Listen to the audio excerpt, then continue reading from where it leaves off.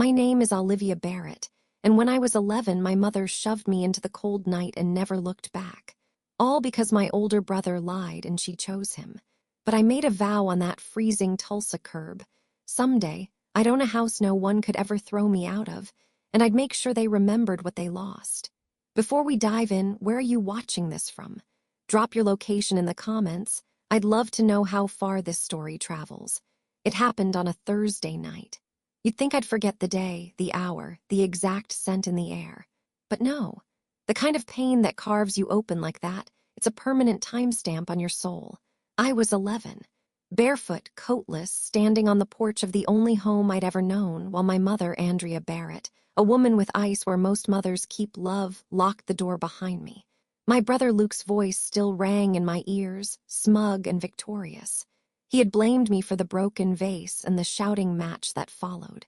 He was 17, bigger, louder, angrier, and more importantly, he was her favorite. "She's the one who shoved me," he'd shouted. A lie so bold, so perfectly rehearsed, it slid past her judgment like oil on water, and me, I tried to explain, I begged. "He started it, Mom. I swear I didn't touch him. He threw the lamp. He got mad at Dad's old photo being in the hallway. But she'd already decided. She said the words without even looking at me. "Get out. Go cool off. I don't want to see your face until morning." It was 10 degrees outside. I stood there on the steps, waiting, thinking she'd come to her senses, thinking maybe she'd throw me a coat or at least hesitate. But the deadbolt clicked and then silence, not even Luke's footsteps. He knew better than to push it. He'd already won. I wandered through the neighborhood for hours. At first, I stayed close, waiting for her to change her mind. Then the cold chased me farther. By midnight, my feet were numb. By 2 a.m., my cheeks burned from windbite and I couldn't feel my hands. And still, no one came. Tulsa in late December is unforgiving. I curled up outside a bakery with its lights off and windows frosted over. The smell of old cinnamon clung to the bricks like a cruel reminder of warmth. And somewhere between desperation and frozen exhaustion, I remembered something my father once whispered to me before he died. "No one throws you away, Liv. You hear me? You're not garbage. You're a storm, you come back." At the time, I hadn't understood. That night, I did. I clenched my jaw and repeated it to myself like a prayer, like a promise. No one throws me away. Not even her, not even him.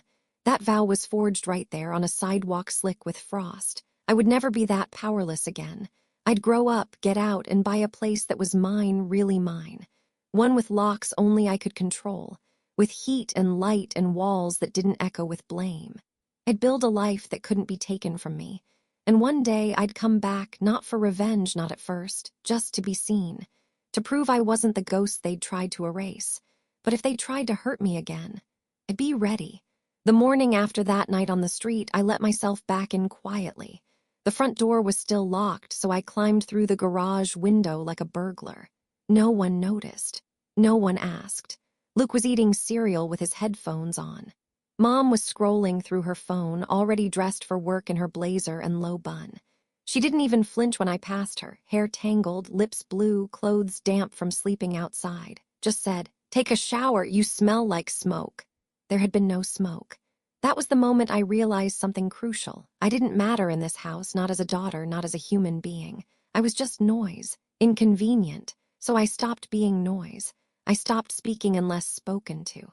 I made myself small, ghost-like. I cleaned, I cooked. I became the invisible machine that held the house together while Luke chased baseball dreams and Mom clipped coupons for new patio furniture. I learned how to disappear in plain sight. At school, teachers noticed. They'd ask gently, "Everything okay at home?" I'd smile, nod, lie, because what was I supposed to say? "My mom loves my brother like a son and tolerates me like a stain on her carpet." No one would believe it anyway.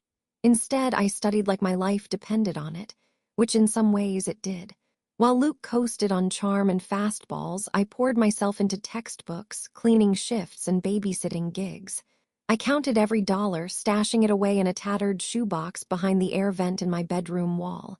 I never touched it. Not once. That shoebox wasn't just money, it was escape. Home was a theater of imbalances. Luke was a god in cleats. I was the shadow sweeping up after him. My mother's gaze could light up for him even when he brought home D's. But if I got an A- instead of an A? Don't get lazy, Olivia. The world doesn't reward excuses. She used to tell people I was book smart but emotionally high maintenance. I learned to make my face unreadable. I became the girl who never argued, who kept dinner warm, who stopped celebrating her own birthday after the year no one remembered. When high school ended, I didn't wait for congratulations or parties. I graduated as valedictorian with a perfect GPA and one suitcase. No fanfare. Just a one-way Greyhound ticket to Phoenix and a scholarship letter folded 3 times in my backpack. Mom didn't cry when I left. She didn't even look up from the sink. She just said, "Make sure you keep in touch with your brother." Luke was already working sales by then. Some tech startup he boasted about on Facebook. I tried once to call him after my first week at Arizona State. He didn't answer. Never returned it, and that was fine. Because the dorm, though small and musty, had a locking door. The cafeteria food was terrible, but no one rolled their eyes when I spoke. And my roommate, Kayla, she asked how my day was, actually asked and listened when I answered. It was the first time in my life someone chose to see me. I still didn't talk much, still double-checked locks and hoarded change. But inside, a tiny flame had reignited. I remembered that frozen curb, that whispered vow. Someday I would own a place no one could ever throw me out of. And more than that, I'd never let anyone else feel invisible under my roof. College didn't feel like a new beginning, not at first. It felt like survival, just in a different city. Classes were brutal. Work was relentless. Sleep was optional. I juggled a full course load, waitressed the night shift at a greasy diner off Van Buren, and squeezed in tutoring sessions between lectures. I took every extra shift.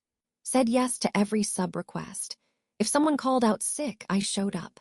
Because every dollar I made was a brick in the house I was building in my mind. I didn't spend. I scraped. I calculated rent and books and groceries down to the penny, skipping meals to make room in my budget for a bus pass or laundry quarters. I rationed shampoo. I learned to live on eggs, rice, and dollar ramen. The other girls in my dorm complained about bad Wi-Fi. I worried about whether my paycheck would clear in time for rent. But I never complained. Because unlike them, I knew what it felt like to have nothing. I wasn't going back. The dorm, as worn and boxy as it was, became the first space I could truly call mine. The lock clicked from the inside. No one could barge in screaming or tell me I didn't belong. I started keeping a tiny potted plant on the windowsill, some stubborn thing that didn't mind the heat and never stopped growing. Sometimes I'd lie on my stiff mattress and stare at it for hours. You and me both, I'd think. I didn't call home, not often. When I did, it was always the same. "Hey, sweetheart, how's Luke doing?" My mother would ask within seconds. Not "how are you?" Not "are you eating enough?" Just Luke, always Luke. I could be on fire and she'd ask if he got a promotion. The calls got shorter, then fewer. Eventually, I stopped trying. The silence didn't hurt as much as I expected. It felt like healing. I started keeping a list in a wrinkled notebook, someday goals. Not the dramatic kind like change the world or find love. No, these were specific, sharp-edged, real, own a condo, pay off student loans before 30, learn to drive stick shift, take a trip somewhere with actual trees, never need anyone who doesn't see you. Each time I crossed one off, I'd whisper it again. No one throws me away. By junior year, I'd saved enough to upgrade my job, moved from the diner to an office assistant gig at a downtown law firm. The hours were better. The tips were gone, but the pay was steadier. And I could study at the front desk between calls. That job introduced me to computers in a way I'd never touched before. Encryption, data storage, threat protection, cybersecurity.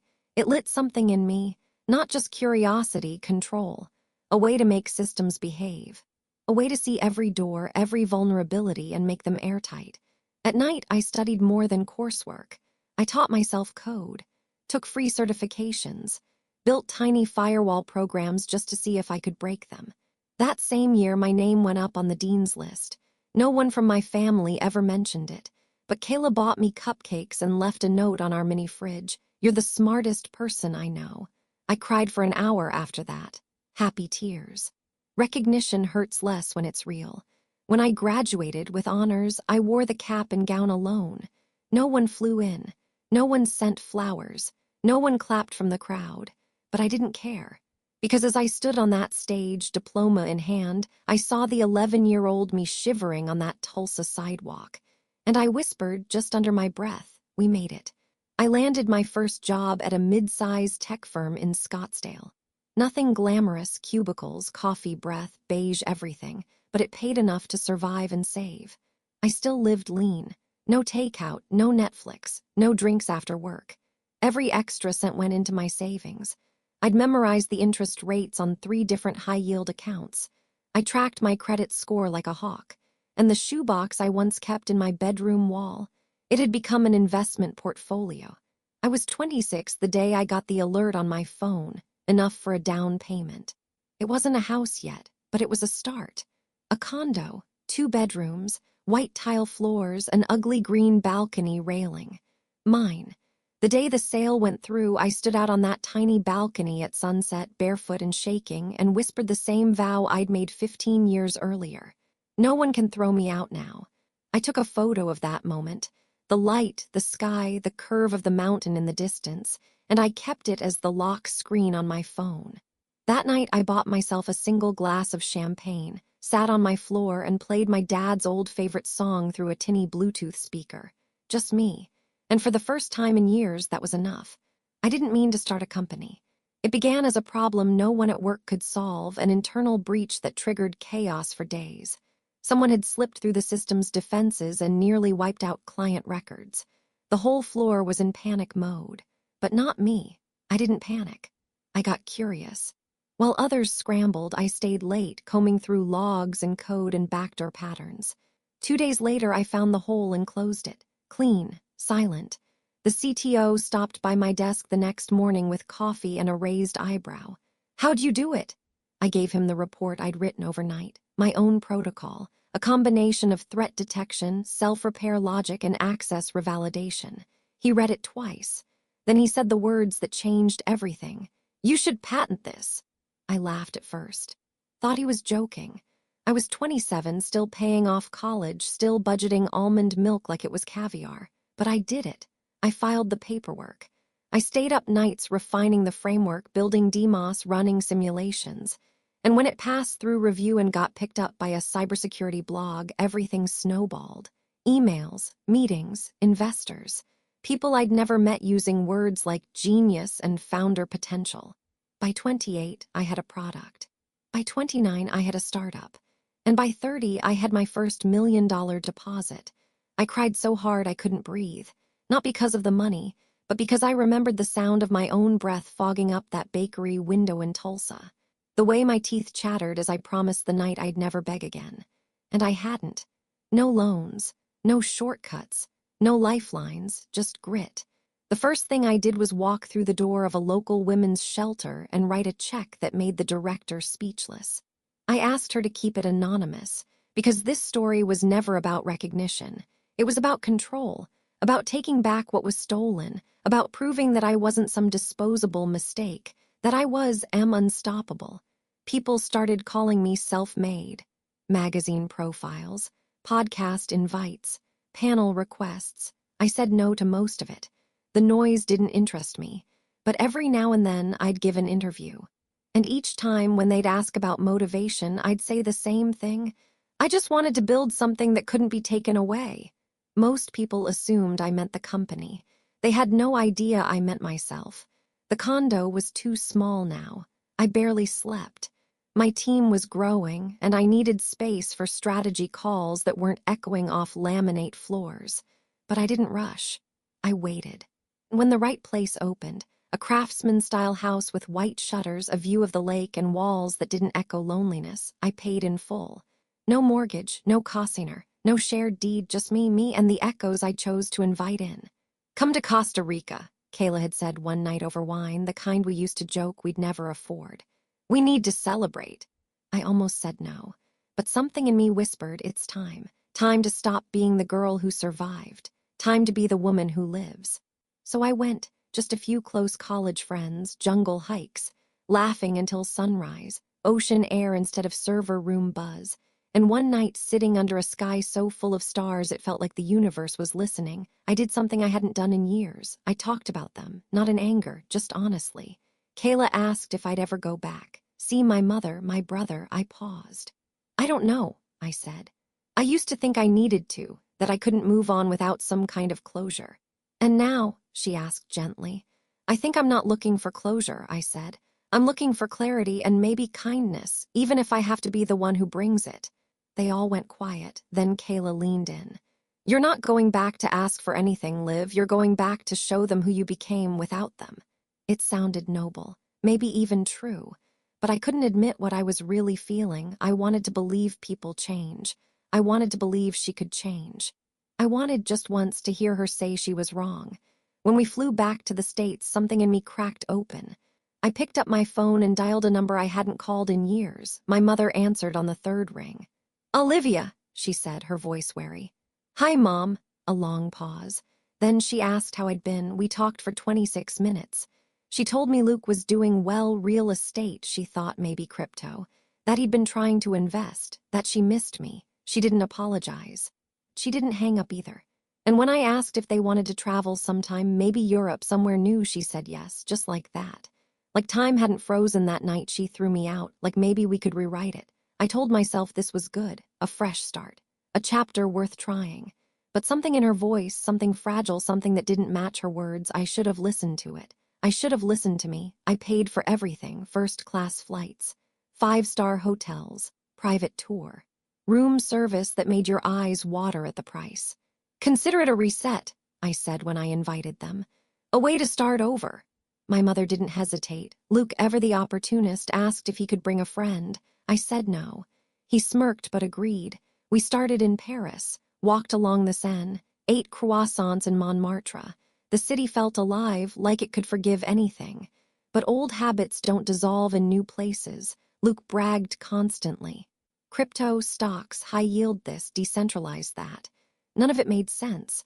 But he had the words down, and my mother clung to them like gospel. I told you, she'd say to me after dinner, as if I needed convincing. Your brother's finally finding his path. I smiled. I nodded.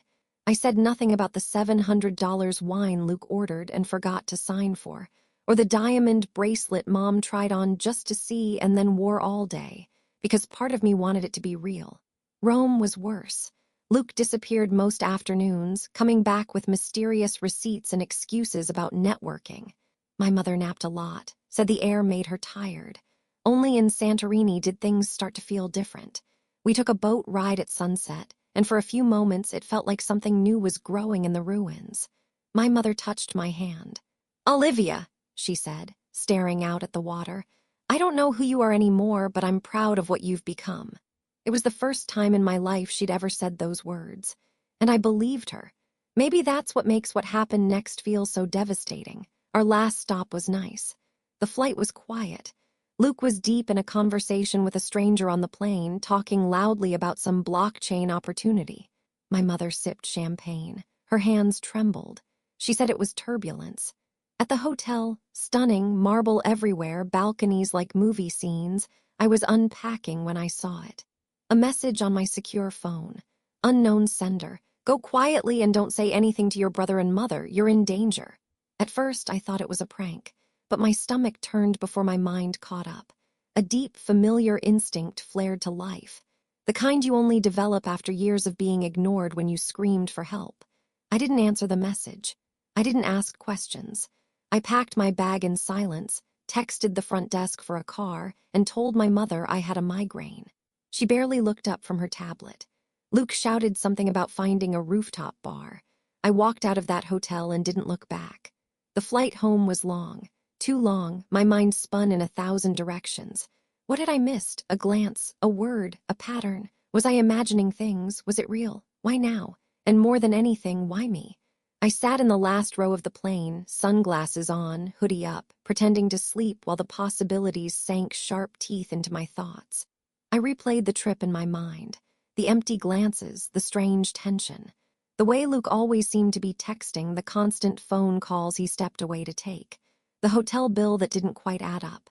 And my mother's hands always trembling, always cold. Was it guilt or fear? And if it was fear, what was she afraid of? I landed at JFK at 6:13 a.m. and switched my SIM card immediately, activated a burner phone, called my lawyer, then my private security contact. And when two men in suits intercepted me by the baggage claim with federal badges, I wasn't even surprised. I just whispered, "What did they do?" The room was small, neutral, cold in a way that wasn't about temperature. A federal attorney sat across from me, quiet, composed. Beside him, two NYPD detectives, badges out, posture tense, eyes scanning my face like they were waiting for it to break. I didn't break. I leaned forward. "Just tell me." The lawyer opened a manila folder. We intercepted several encrypted communications in late August. They originated from foreign servers, but the trail led back to an IP address in Scottsdale, your brother's residence. My throat tightened.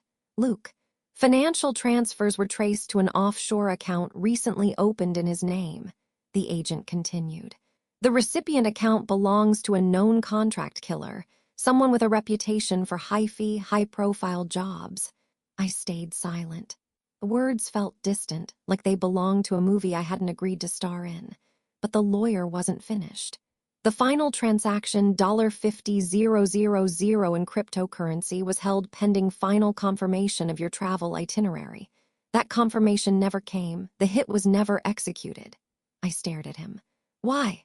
"The contractor refused to act without a face-to-face signal," he said.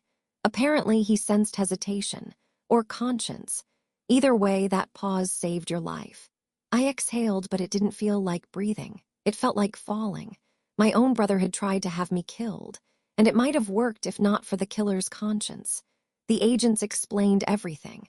How the message I received came from a deep-cover operative monitoring dark web chatter. How Luke's sudden crypto dealings had drawn attention. How my mother's erratic banking activity raised red flags. And then, the final blow. "Your mother was aware of the plan," one detective said gently. "She didn't initiate it, but she knew." I couldn't speak. I felt the world shift under my feet. The ground that used to be family had turned to dust. Every scar, every betrayal, every cold look, it had all led here. "She knew," I repeated, voice hollow. The detective nodded. "And she tried to warn you." That stopped me. "What?" "The anonymous message you received, we traced it. It came from a burner purchased in her name under a shell account. My mother sent the warning." "She didn't come forward officially," the agent said. "Maybe she was scared, maybe she thought she could stop it quietly, but in the end she tried." I sat back. Tried, she tried. That word echoed in my chest, sharp and bitter. I thought of all the times she hadn't tried. The night she locked me out, the years of silence, the way she sipped champagne on a plane while her son arranged my murder. And now she tried. Was I supposed to thank her for that? They asked me what I wanted to do. Prosecute, testify, disappear. I chose something else. "Stage my death," I said. They blinked. "You're sure?" I nodded. "Let them think it worked." It was the only way I'd ever get the truth, and maybe, just maybe, the closure I never stopped needing. The plan moved fast. I flew back to Arizona under protection. My staff was told I was taking a medical leave. A controlled hiking accident was staged near Flagstaff. My car was left parked on a known trail. A hiker found my gear. Rescue crews searched for hours. News outlets picked it up. Olivia Barrett, tech CEO, presumed dead. The photo they used was 2 years old. I didn't recognize the woman in it. She looked unbothered, untouched. I wasn't either of those things anymore. I watched the coverage from a safe house in the mountains. Curtains drawn, phone off. 2 days later, Luke was arrested. He'd returned to the hitman to deliver the second half of the money, caught on tape. Hands dirty, smile smug. He never saw it coming. They showed me the footage. Him in a downtown hotel bar, trying to act casual, passing a paper bag across the table, laughing. Then the cuffs, the confusion, the rage, the betrayal he didn't see coming, just like I hadn't seen his. I didn't cry when they took him away. I didn't feel vindicated. I felt empty. The precinct was quiet when they brought her in. She wore a beige coat and dark glasses, like someone hoping invisibility could be bought at Nordstrom. But even without the cuffs, she looked small. Smaller than I remembered. Andrea Barrett, my mother, wasn't arrested for conspiracy or attempted murder. The feds had no proof she helped plan the hit, but they had enough. financial collusion, obstruction, withholding information in a federal investigation. She didn't fight the charges. She didn't ask for a lawyer. And when the detectives told me she'd asked to speak with me, I said yes. Not because I needed answers, but because I needed the truth. They led me to the interrogation room. Cold. No windows, one mirrored wall, a table and 2 chairs. She looked up as I entered, her face crumpled. Olivia!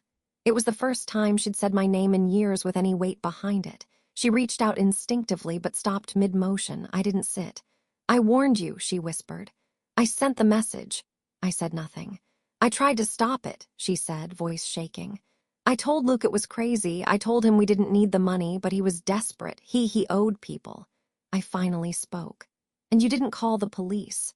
I couldn't, she said quickly. You don't understand. He gets angry, Olivia, violent, not with me, but I've seen it. I was scared. You weren't scared when you let him lie about the broken lamp, I said quietly, her face flushed. That was years ago. You weren't scared when you locked me out of the house in December, when you let me freeze while you made hot cocoa for Luke. She looked down. You weren't scared when you didn't call on my birthday. I graduated when I bought my first place. You weren't scared to disappear from my life until I was useful again. Her hands trembled in her lap. I know. No, I said, my voice rising. You don't. You think sending one anonymous message makes you a hero, that you get credit for not letting your son kill your daughter. She flinched. I sat down finally, but I didn't soften. You don't get a medal for almost doing the right thing, I said. You were complicit, maybe not in the planning, but in the silence, in the comfort, in the loyalty you reserved only for him. I thought he would stop, she whispered. I thought if I just what? I snapped. Let him try and fail, hope the hitman had a conscience, that someone else would save me. Tears spilled down her cheeks. For once, I didn't rush to clean them up. I favored him, she finally admitted. Because he reminded me of your father, because I thought he needed it more. You were always so capable. I thought you didn't need me. You were wrong, I said simply. Silence.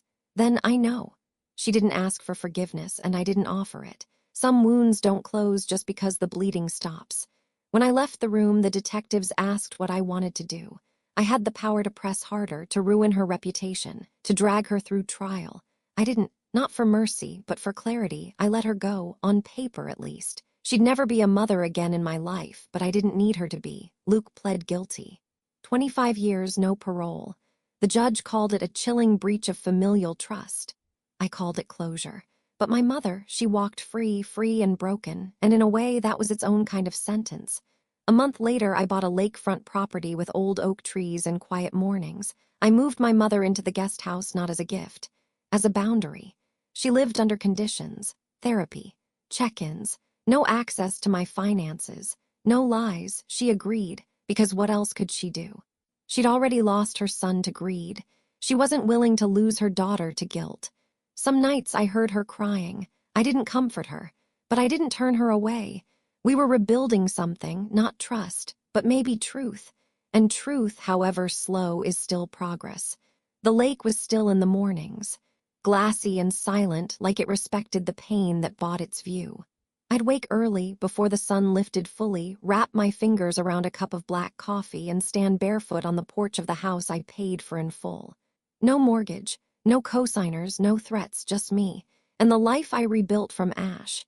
The guest house was at the back of the property, half hidden by trees. My mother kept to herself. She cooked her own meals, attended therapy sessions on Tuesdays and Fridays, cleaned obsessively, always had. Some things didn't change, others did. She started writing letters, small ones, left folded on my porch railing, never intrusive, never demanding. Sometimes they'd say things like, I thought about what you said, or I remembered when you were 7 and painted the hallway with jelly. I laughed today, for the first time in years. I didn't always write back, but I read them. Because while I didn't trust her with my heart, I was learning to trust her with her own work. We had rules, no finances shared, no sudden visitors, no speaking about Luke unless I asked. She respected every one of them. And when she slipped a question about my work, a too long pause before a compliment, I'd raise a brow and she'd nod silently. Correction taken. It wasn't forgiveness, it was structure. And for women like us who once lived on chaos, structure is sacred. I started building something else too, not a house, a legacy. Daniel House, a shelter named after the only parent who ever told me I was enough. My father died when I was young, but his words haunted me in the best way. No one throws you away.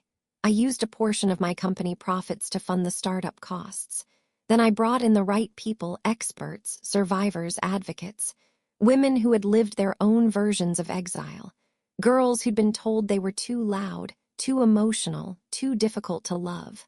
We created something more than a roof. We built a promise that if you landed at our door with nothing but bruises and breath, you would not be shamed. You would be fed, you would be heard, and you would be safe. 5 years passed like that. Quiet, intentional, rooted. My mother aged fast. Her hair turned silver at the temples. She walked slower, laughed less. But her eyes, those ice blue eyes, grew softer. Sometimes she sat at the edge of the dock, watching the water like it had answers she still craved. We never became close, but we did become honest. And that was enough. On the 5th anniversary of Daniel House, I stood on the porch in front of a small crowd. Volunteers, donors, a few girls who had once arrived with nothing and now worked as counselors. I wore navy. I held a microphone in hands steadier than they'd ever been, and I told the truth. I was 11 when I learned what it felt like to be discarded. I stood in the cold, locked out by someone who was supposed to protect me. I believed for years that I was the problem. That if I'd just been quieter, more obedient, more lovable, maybe they would have kept me. I paused. Faces watched me, some with tears. I built this place so no girl has to wonder if she's too much to be kept, too much to be loved, because the truth is sometimes the people who throw you away aren't right. They're just broken, and their brokenness isn't your fault. Applause didn't follow, not at first, just silence. The kind that says, "We hear you." And then they clapped, slow, then louder still. I looked up toward the trees, and for a moment I imagined my father standing in the shadows, nodding. You came back. The sun was low, golden, soft, painting everything it touched in quiet reverence. I stood on the wraparound porch of Daniel House, 5 years to the day since its doors first opened. The breeze carried the smell of wildflowers and the low hum of lake water lapping against the dock. A girl, maybe 14, with frizzed curls and oversized shoes, was sitting on the swing by the oak tree. She was new. Brought in late last night by a caseworker who mouthed, "Tough one, smart but shut down." I smiled. I knew her. Not by name, not by story, but by posture, that coiled readiness, that don't touch me stance. The kind that says I've learned not to need anyone. She glanced up when I approached, then looked away. I didn't push. I sat down on the step beside the swing, just close enough to share the quiet. After a long pause, I said, "I used to think silence made me strong. That if I kept my head down and didn't ask for anything, no one could hurt me." She didn't answer, didn't need to. "I was wrong," I continued. "Silence just made me invisible, and it almost got me killed."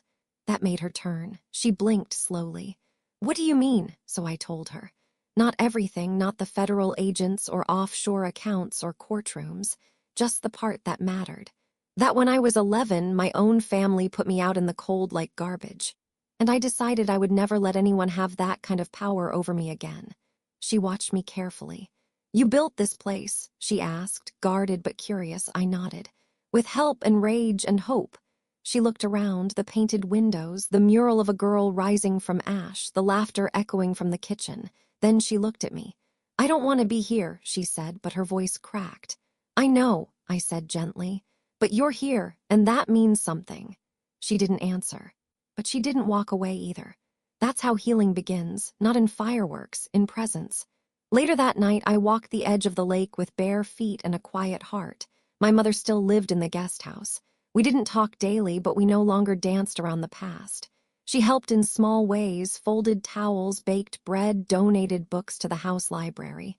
She was still trying, and I still let her. Not because she deserved it, but because I deserved peace, closure, the right to decide what forgiveness looked like. For me, it looked like boundaries, like truth, like not needing her approval to feel whole. Luke remained a ghost behind bars. I visited him once, months after the trial. He looked older, unapologetic, still convinced the world owed him something. I walked out after 5 minutes and never went back. Sometimes I think about the version of me that stood on that icy curb, trembling, begging the night to take pity on her. I want to go back.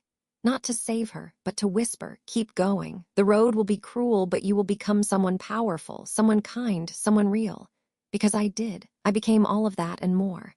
Last month, the foundation launched its second location.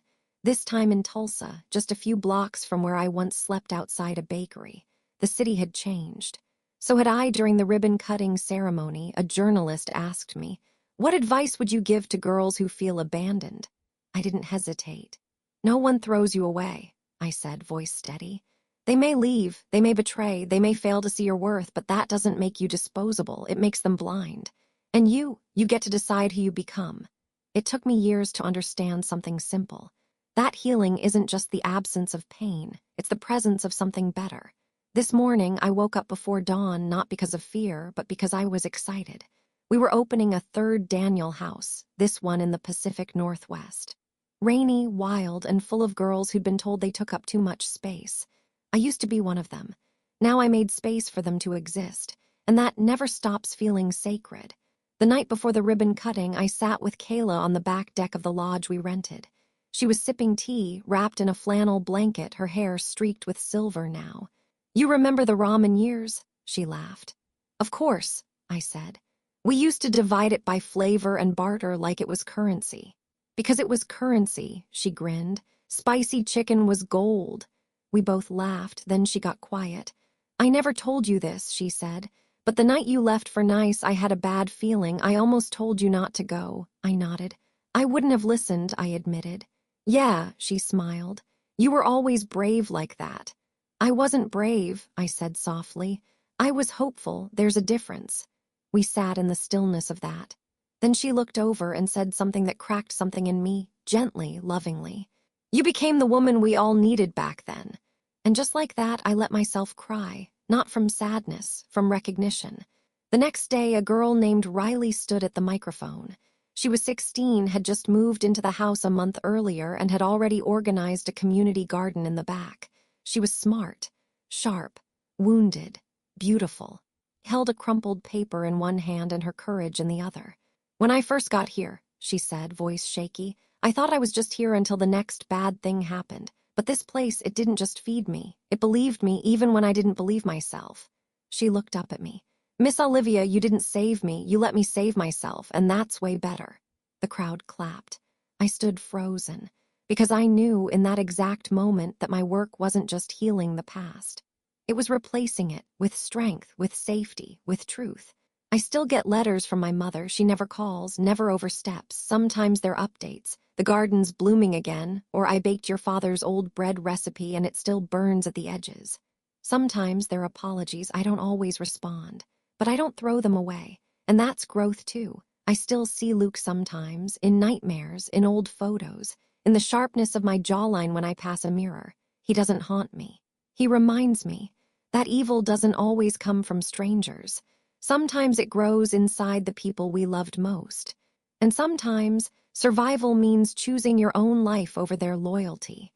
That was the hardest lesson I ever learned. But it was worth it.